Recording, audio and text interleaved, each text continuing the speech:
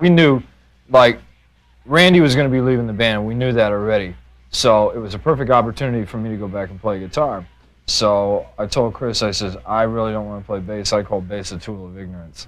And so I said, well, let me go back playing guitar because I'm a guitar player by trade. Anyway. I was in a band called King Cobra for about 2 years. We toured, did some tours with Kiss in there. And then I went on tour, and it was King Cobra, W.A.S.P, and Ted Nugent on tour. So we were finishing up the tour in Texas, right? And I talked to Chris a little bit at that time, and became friends with him, but I didn't really know anything about at that time they were going to make a change in the band.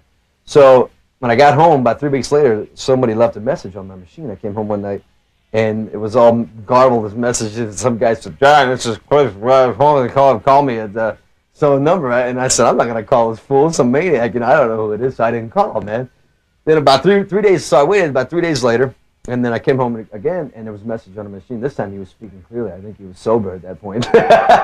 Anyway, and he said, "This is Chris Holmes from W.A.S.P. and give me a call." So I called him up next day, and he told me that they were interested in having me in the band. Would I come up and check it out? Come up and talk to Blackie? And I said, "Well, sure, man. I'll check out anything. I'm ready for Freddie. I'm ready to check anything out, So I went up and talked to Blackie, told me what's happening and stuff, and I said, "Sure, I'm interested." So I went and auditioned.